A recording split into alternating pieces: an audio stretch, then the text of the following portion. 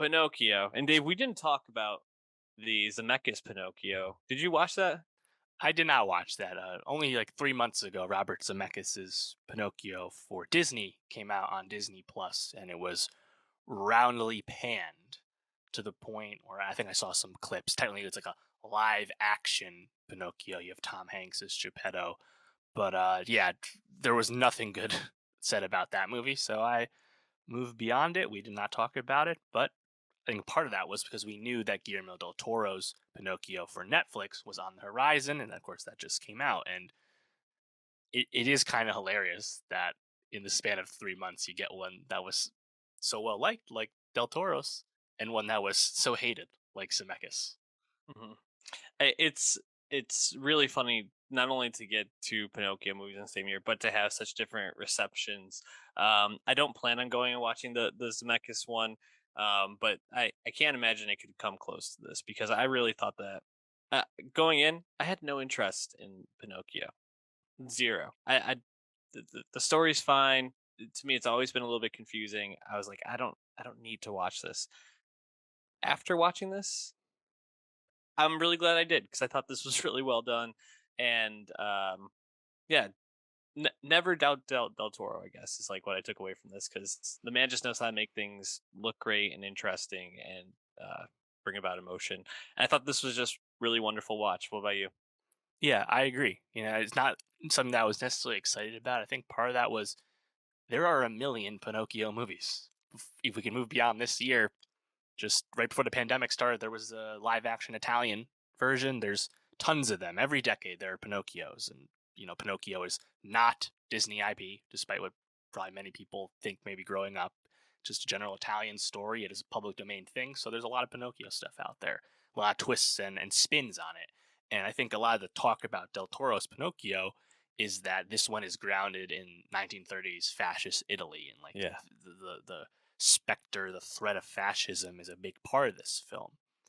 And I'm happy to see that because you might as well do something at least slightly new or have something slightly different to say if you're going to make the 50th Pinocchio movie, you know?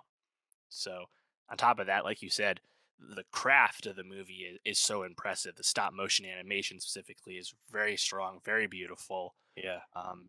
The Pinocchio design is more evocative of some previous spins where it's more of a strictly wooden, uh, less, symmetrical, less humanoid looking Pinocchio, too. So that's probably less recognizable to like the average American, I'd imagine. But yeah, I think just the voice acting, the animation quality, uh, the weaving in of a larger metaphor. It's not that it's a deep comment by any means, but just the fact that it was even there at all, I was happy about. And yeah, I think like towards the end too, like once you've like really been with Pinocchio for some time, like he was like a fun hang, and like some of Mhm. his line readings by the end like did make me chuckle. Like that moment where he's like, "Oh yeah, I died a few times. You're not missing anything," or whatever he says. Like I thought that was so fucking funny. Yeah. No, I agree. It's funny because I think at first he comes across as grating, and then Gregory Mann's performance is just it's so well done. And but by the end, I mean, the final couple scenes where Sebastian J. Cricket and the monkey Spazarata Spazatura, sorry, jeez, Spazatura, apparently Spazatura. voiced by Kate Blanchett. You could have fooled me. Why even drop the bag for her just to do that? I don't even know. So weird. But I mean, what she does? She gets one scene where she talks, and when he's like controlling the other puppets, and I she's like think so. unrecognizable. I don't know. Didn't seem worth it. And then of course Geppetto dying. I it was just like tears for sure.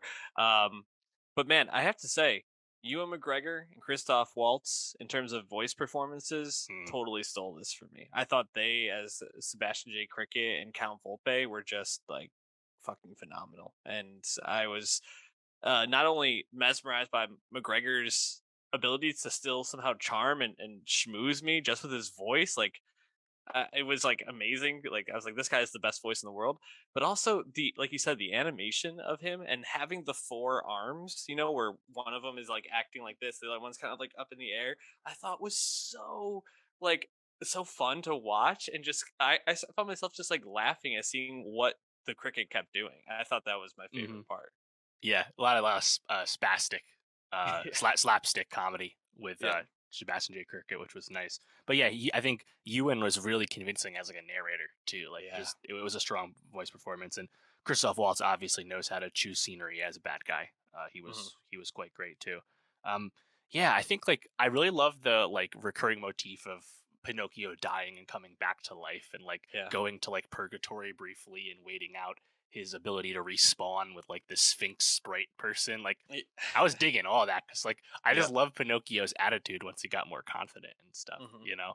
But even like the prologue to the movie where it's Geppetto and his actual human son Carlo, it's like it's actually Yes. really moving, and it's like a really sad death, and like Hmm. Geppetto's like really down bad. Next thing you know, you meet Pinocchio, who immediately has this really like rebellious attitude about life he knows nothing about, and like you're off to the races, you know. Yeah. No, I completely agree. It was so nice in the beginning that when you see them in the church, you're just like, what's gonna happen? What's gonna happen? I really loved them just like shitting on Mussolini. Thought that was like a very fun part of this for me, and I really thought the stuff with Ron Perlman as Podesta, and Hmm. then Pinocchio with his son was really Right. Candlewick was really really great. Finn Wolfhard giving it another good vocal performance, and Yeah, Finn sounded younger than he is at yeah, this point too. Like I knew it was him, but I was listening. I'm like, oh, it doesn't sound like him. You know, it's actually like a good performance.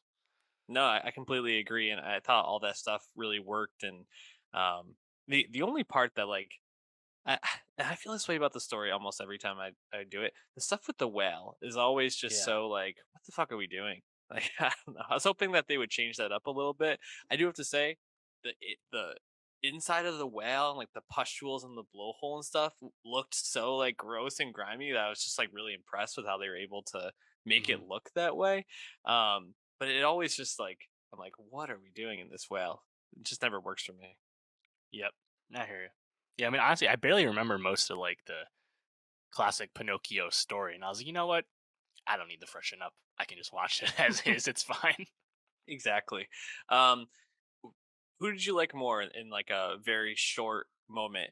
Tim Blake Nelson as the Black Rabbits or John Turturro as the Doctor Dottore? Dottore. Yeah. I think Tim Blake Nelson, just because I Yeah. noticed him more. You know, like Hmm. Turturro's like a blink and you miss it kind of thing. Yeah. It's just funny. Like you go down this list, like how are these people taking on these roles? Just like a few lines. The rabbits, I think, maybe speak like five times throughout the whole movie. Um, Tilda Swinton just continues to be ethereal and Hmm. just Well like, cast. Yeah. yeah, perfectly cast.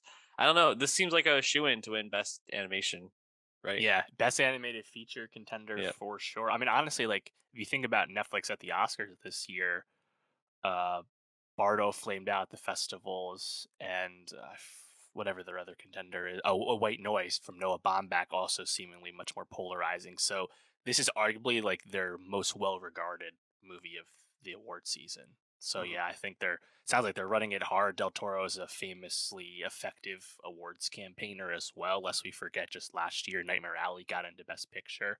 So yeah, I think Best Animated Feature nom is a lock, and some people were throwing it in as like the 10th nom in Best Picture. I don't know if we're gonna get that far, but yeah, it sounds like animated feature for is right up there, and it's well earned. It's very justly um, earned, and again, it's just funny to see Disney take a gigantic L to Netflix so soon with this. It's pretty awesome, and Zemeckis is just super down bad lately with a Yeah, man. bunch of dreck.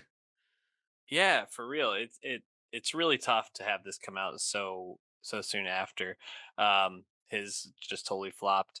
I'm trying to see if was this not nominated at the Golden Globes? Not that it really matters. No, it didn't get nominated either one. So yeah, those nominations are quite interesting to look at, and I think those 10 would be like best case scenario for the Oscars, but we don't appreciate the Golden Globes here, so we're not gonna talk too much about them. Dave, any last thoughts on Pinocchio? Or are you ready to go to the small screen? Think shout out Pinocchio, man. He was he's a fun real wooden boy, that Pino.